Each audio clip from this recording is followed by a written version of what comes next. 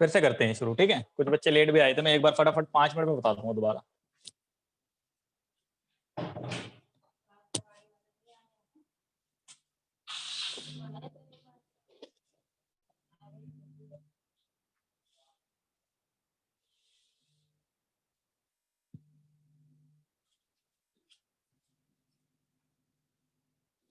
यहाँ देखो, एक बार दोबारा से देख लो फटाफट, लाइट चली गई थी तो इस वजह से एडजस्टमेंट्स पढ़ रहे थे हम related to provision for tax. अगर कोई लेट आया था तो वो सुन लो एक बार फिर से, 2 मिनट लगेंगे। अगर हमें ओपनिंग और क्लोजिंग बैलेंस दिया हो बैलेंस शीट के अंदर और कोई अदर इंफॉर्मेशन ना दी हो, तो फिर हम क्या करेंगे सर, प्रीवियस अमाउंट को ऑपरेटिंग एक्टिविटी में माइनस कर लेंगे, क्योंकि ये टैक्स पेड अमाउंट है हमारा, प्रीवियस ईयर का करंट ईयर में पे करा जाता है टैक्स, तो ये हमने पे कर दिया होगा। और करंट ईयर में हमने फिर प्रोविजन बनाया है अगले साल के टैक्स के पे करने के लिए, तो वो जो प्रोविजन हमने बनाया है वो नेट प्रॉफिट बिफोर टैक्स में हम कैलकुलेशन के टाइम पर ऐड कर लेंगे, क्योंकि ये हमारे प्रॉफिट को रिड्यूस कर देता है, ये हमारे करंट ईयर के प्रॉफिट को रिड्यूस कर देता है, तो हम उसे दोबारा से एडेड बैक कर देंगे करंट ईयर के प्रॉफिट। फिर दूसरे केस पे आया था मैं, ये वाला तो सिंपल है बिल्कुल, करंट ईयर वाला आपका क्यों ऐड होगा वो मैंने बता दिया, और प्रीवियस ईयर वाला क्यों माइनस होगा उसका भी रीजन आपको पता चल गया। फिर दूसरा जो इंफॉर्मेशन है आपकी वो है कि अगर आपको एडिशनल इंफॉर्मेशन दी हो, एडिशनल इंफॉर्मेशन दी हो आपको in addition to the opening and closing balances, ये लिखा था हमने, अभी आप लोगों ने लिख लिया होगा, लाइट चली गई थी बीच में। तो ओपनिंग एंड क्लोजिंग बैलेंसेस का जो एडिशन होगा, मतलब आपको बैलेंस शीट के अंदर भी दिया होगा, और आपको ये नीचे दे रखा है tax paid during the year 65,000 रुपए। तो मैंने आपको ये बताया कि अगर आपको बैलेंस शीट के अंदर और बैलेंस शीट के बाहर दोनों जगह पे दिया हो तो आप प्रोविजन फॉर टैक्स अकाउंट बना लेना, ठीक। फिर मैंने एक चीज पूछी थी, वो बता ही नहीं किसी ने, कि प्रोविजन फॉर टैक्स हमारी लाइबिलिटी है या हमारा एसेट्स है, जल्दी बताओ। प्रोविजन फॉर टैक्स लाइबिलिटी है या एसेट? एसेट है, वर्थ कह रहा है एसेट। कहां पे होता है ये बैलेंस शीट के? देखो बैलेंस शीट का फॉर्मेट पढ़ाया था मैंने फर्स्ट चैप्टर में। प्रोविजन फॉर टैक्स हमारा शॉर्ट टर्म प्रोविजन के अंदर होता था, और शॉर्ट टर्म प्रोविजन हमारा करंट लाइबिलिटी में जाता था, तो ये लाइबिलिटी है। ये क्या है हमारी लाइबिलिटी। तो बैलेंस कहां से शुरू होना चाहिए सर? क्रेडिट साइड से। तो by balance brought down, opening balance कहां लिखेंगे? क्रेडिट साइड में 70,000, ये लिख दिया मैंने ओपनिंग बैलेंस, समझ गए। फिर क्लोजिंग बैलेंस कहां लिखेंगे? इधर, to balance carried down, closing balance 90,000 इधर लिख दिया। अब मुझे बताओ, टैक्स की पेमेंट करने से लायबिलिटी बढ़ती है या लायबिलिटी घटती है? टैक्स पेड दिया हुआ है, टैक्स पे करने से लायबिलिटी बढ़ेगी या घटेगी?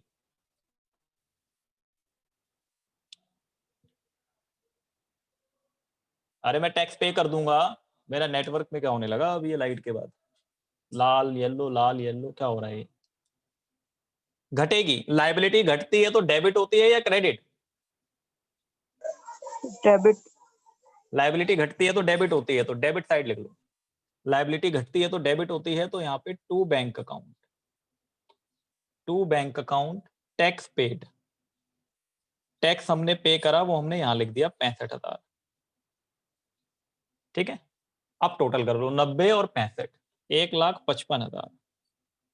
ये वाली साइड का टोटल ज्यादा है, इस टोटल को यहां लिखेंगे 1,55,000, तो करंट ईयर का प्रोविजन पता चल जाएगा हमें। यहां लिखेंगे by statement of profit and loss, ये आपका निकल के आ जाएगा, जो statement of profit and loss निकल के आएगा ये आपका टैक्स मेड निकल के आ जाएगा, कितना प्रोविजन बनाया हमने करंट ईयर में। तो 1,55 में से 70 माइनस कर लो तो 85,000 ही आ जाएगा आपका। ये बैलेंसिंग फिगर से आया है। ये कैसे आया है? बैलेंसिंग फिगर से। अब ध्यान से समझना, दो ही तो अमाउंट चाहिए थे हमें।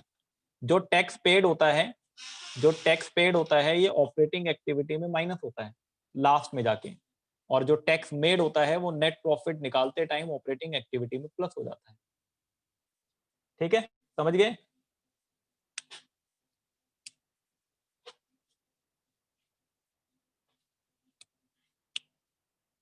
जल्दी कॉपी कर लो उसको।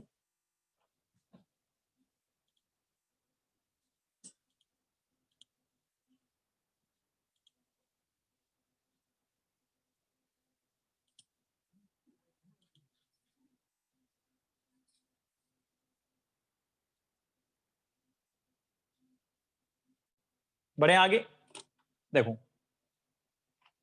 एक और एग्जांपल लिखते हैं इसी से रिलेटेड। अगला example, an extract of balance sheet.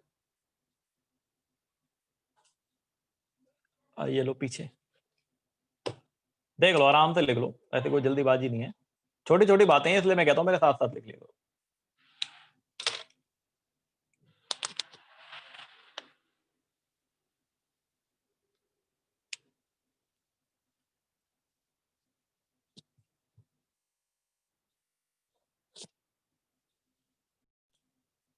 देखो फिर आगे समझते हैं, हो गई यहाँ तक। An extract of balance sheet, an extract of balance sheet.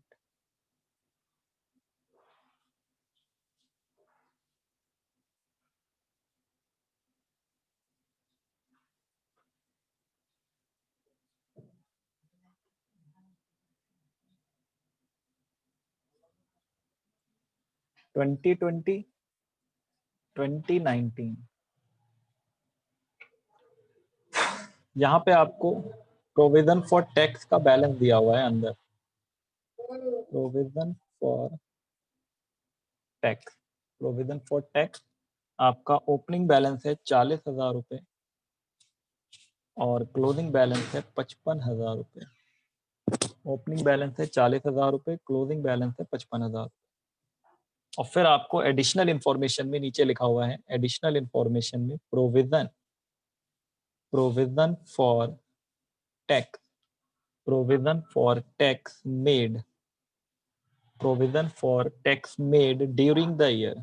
मतलब पिछली बार हमें टैक्स पेड दिया हुआ था, इस बार हमें टैक्स मेड दिया हुआ है, तो हमें उससे क्या मतलब, अगर मेड दिया है तो डेबिट में लिखेंगे तो पेड आ जाएगा आंसर। ठीक है, 50,000 कुछ भी हो सकता है, मतलब मैं आपको ये समझाना चाह रहा हूँ।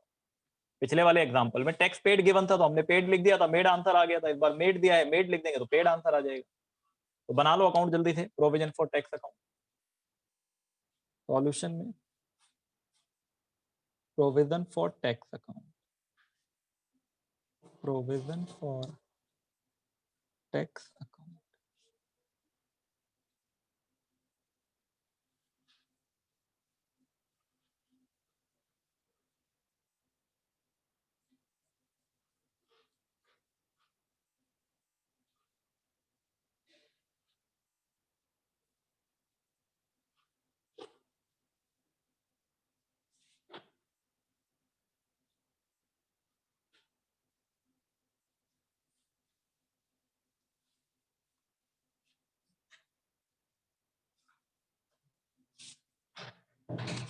By balance brought down, opening balance 40,000 by SPL tax made, इस बार दिया हुआ है provision for tax made 50,000 given है क्वेश्चन। क्लोजिंग बैलेंस यहाँ लिख देंगे, to balance carried down, to balance carried down 55,000। Total कर लेंगे, इस साइड का टोटल ज्यादा आएगा इस बार क्रेडिट का। 40 और 50 ये होता है 90,000। 90,000 में से 55,000 माइनस करेंगे तो 35,000 आ जाएगा। 35,000 to bank account, to bank account ये आ जाएगा tax paid, tax paid balancing figure. जो टैक्स पेड होगा हमारा वो ऑपरेटिंग एक्टिविटी में लास्ट में जाके माइनस हो जाएगा कैश जनरेटेड निकालने के बाद, और जो ये वाला होगा ये नेट प्रॉफिट निकालते टाइम ऑपरेटिंग एक्टिविटी में प्लस हो जाएगा। तो यहाँ पे हमने क्या समझा, अगर बैलेंस शीट के अंदर दिया होगा सिर्फ तो प्रीवियस ईयर वाले को माइनस कर देना है, करंट ईयर वाले को प्लस कर देना है। और अगर बैलेंस शीट के अंदर और नीचे दोनों जगह दिया होगा तो अकाउंट बना लेंगे। एक और केस है जब सिर्फ नीचे ही नीचे दिया होगा, वो हम पहले पढ़ चुके हैं, वैसे उसको हम डिस्कस कर चुके हैं। तो एक और लास्ट लिख लें फटाफट।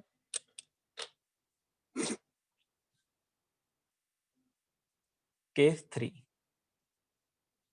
if given only in additional information, if given only in additional information, अगर आपको सिर्फ एडिशनल इंफॉर्मेशन में दिया हो, एडिशनल इंफॉर्मेशन, अगर आपको सिर्फ एडिशनल इंफॉर्मेशन में दिया हो तब क्या करेंगे। मतलब अंदर ना दिया हो, सिर्फ बाहर, तो बाहर ही एक ही अमाउंट होगा, या तो पेड होगा या मेड होगा, उसी को आप प्लस और माइनस कर लेंगे। जैसे दो एग्जांपल लिख लेते हैं इसके अलग अलग।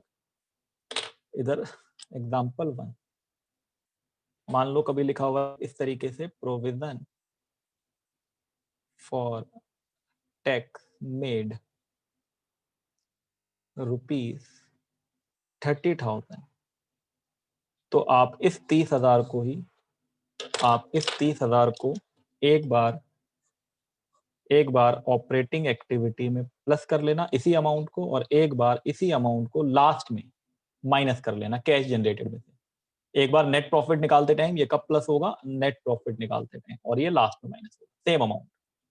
इसी तरह से अगर आपको लिखा हुआ है, मान लो किसी एग्जांपल में एडिशनल इंफॉर्मेशन में, टैक्स पेड ₹20,000, तो इस 20,000 अमाउंट को, सिंगल अमाउंट को, इसी को प्लस कर लेना, इसी को माइनस कर लेना। तो एक बार इसको ऑपरेटिंग एक्टिविटी में प्लस कर लेना नेट प्रॉफिट निकालते टाइम, और एक बार ऑपरेटिंग एक्टिविटी में माइनस कर लेना। अरे ये टाइम रनिंग आउट कैसे दिखा रहा है? मीटिंग तो मैंने नहीं स्टार्ट करी थी।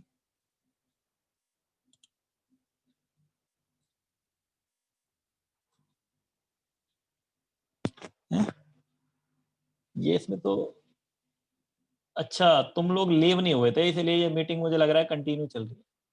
नहीं नहीं नहीं, 10 मिनट तो है, लेकिन मैंने तो दोबारा स्टार्ट कर दी थी ना मीटिंग, तो मेरे में तो 13 मिनट पे 14 मिनट पे चल रही है।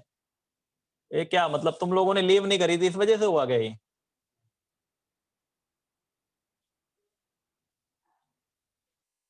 चलो कोई नहीं, बंद हो जाएगी तो कोई बात नहीं। तो तुम लोग बेवकूफ थे इसका मतलब, लीव नहीं करा तो मेरी 14 मिनट की रिकॉर्डिंग हुई है सिर्फ। देखो एक और ट्रीटमेंट पढ़ लेते हैं फटाफट फिर बंद होने से पहले।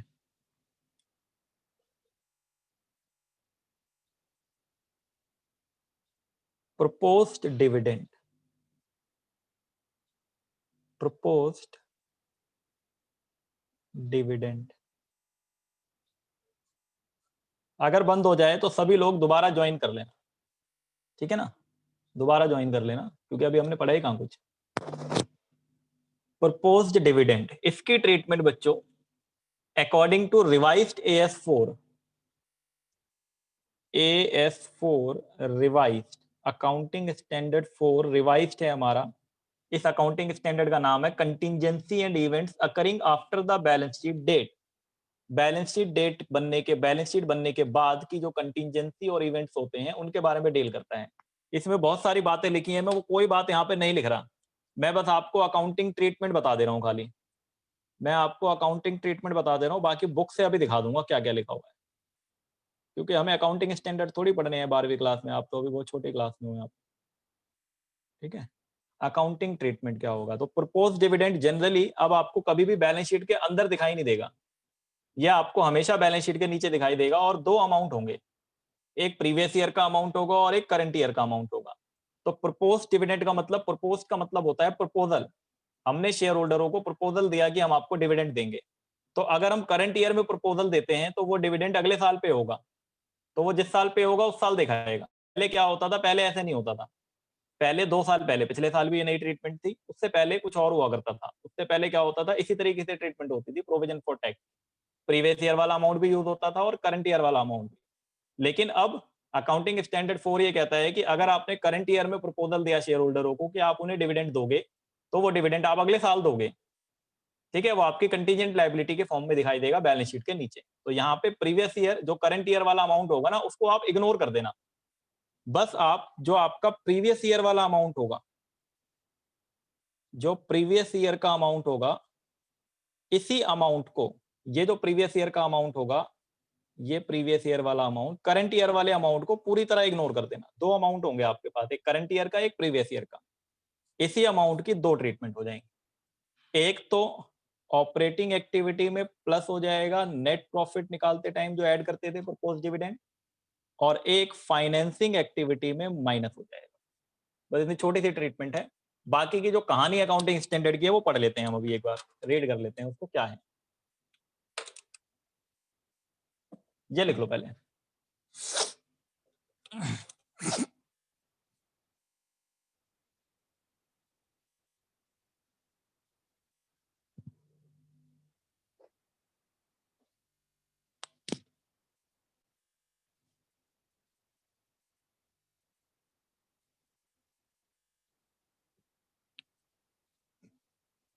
लिख लिया सबने? देखो प्रपोज डिविडेंड के बारे में थोड़ा सा पढ़ लेते हैं इधर से।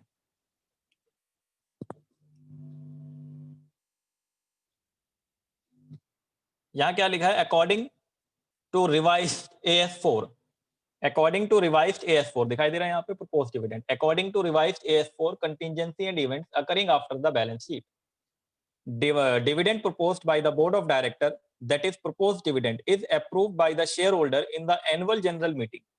वो अप्रूवल आपका AGM में होता है, which is held after the end of the financial year, जो कि आपका फाइनेंशियल ईयर के एंड में होती है annual general meeting. So propose dividend is not to be provided in the books of account, यहाँ पे लिखा हुआ है साफ साफ, not to be provided in the books of account, but it is to be disclosed in the notes to accounts under contingent liability.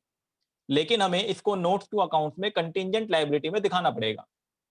As dividend is an appropriation of profit, it is deducted from surplus that is balance in statement of P&L account in the year in which dividend is paid. जिस साल आप dividend pay करोगे वो आपके profit को reduce कर देता है, इसलिए हम उसे प्रॉफिट में दोबारा ऐड करते हैं। तो अकाउंटिंग ट्रीटमेंट देखो क्या है? Propose dividend of previous year, जो प्रीवियस ईयर वाला प्रपोज डिविडेंड है उसको आप एडेड बैक कर दोगे करंट ईयर के प्रॉफिट में, नेट प्रॉफिट निकालने के लिए, और जो प्रीवियस ईयर वाला डिविडेंड है उसी को आप फाइनेंसिंग एक्टिविटी में माइनस करोगे। तो यहां से क्या बात क्लियर हुई सर हमारी? इंपॉर्टेंट पॉइंट्स क्या हुए? देखो इंपॉर्टेंट पॉइंट्स यहाँ पे हैं। No effect is given to propose dividend for the current year in the cash flow statement as it is not provided for and is a contingent liability. क्योंकि अभी ये provide ही नहीं करा ना, अभी तो प्रपोजल दिया है खाली। शेयर होल्डरों को हम कह रहे हैं कि हम आपको डिविडेंड देंगे, इस साल हमने प्रपोजल दिया तो अगले साल देंगे ना, वो तो जब पे करेंगे तब देखा जाएगा, अभी से क्यों देखना उसको? ठीक है, तो ये कंटीजेंट लायबिलिटी हो गई आपकी। Any unpaid dividend is transfer to dividend payable account. अगर कोई डिविडेंड अनपेड रह जाए तो उसे हम डिविडेंड पेबल अकाउंट में या अनपेड डिविडेंड अकाउंट में ट्रांसफर कर देते हैं, which is shown in the current year balance sheet other current liability में। एक क्वेश्चन में आपको जो बड़ा वाला क्वेश्चन कराऊंगा उसमें ये होगा, डिविडेंड पेबल का भी एक कॉन्सेप्ट आएगा। ठीक है, यहाँ पे तो ये पूरी आपकी किताब में भी मिल जाएगी ऐसी आपको प्रपोज डिविडेंड की ट्रीटमेंट लिखी हुई कि प्रपोज डिविडेंड में आपको करंट ईयर वाले अमाउंट को कोई इफेक्ट नहीं देना, आपको सिर्फ प्रीवियस ईयर वाले अमाउंट को ही ऐड कर लेना है और उसी को फाइनेंसिंग में माइनस कर देना है। क्वेश्चन करते हैं अब। अच्छा, जो मैंने स्कैनर भेजा था शायद उसमें भी स्टार्टिंग में ये लिखी हुई थी स्टेटमेंट, एक बार देखें। मैंने स्कैनर भेजा था ना आप लोगों को, उसमें शायद स्टार्टिंग में ये देखो स्कैनर आप लोगों को मैंने कैश फ्लो का भेजा था, ये 2008 से क्वेश्चन शुरू होते, स्टार्टिंग में ही वो आपको चेतावनी दे दी थी उसने। ये देखो, treatment of propose dividend in the cash flow statement, क्योंकि ये नई नई चीज है ना बच्चे, अभी ऐड हुआ है। आप 2 साल, आपका मान लो घर में कोई भाई बहन हो ना और 3 साल पहले अगर तो पूरा पढ़ा देगा, उसको क्या पता क्या बदलाव हो गए। ठीक है, तो ये बदलाव हुआ है 2 साल पहले। तो AS4 के according propose previous year to current year, year का होगा उसे करंट ईयर के प्रॉफिट में ऐड कर देंगे और जो उसी अमाउंट को आप माइनस भी कर दोगे फाइनल एक्टिविटी में। No effect is for current year provided in liability, आपकी कंटीजेंट लायबिलिटी।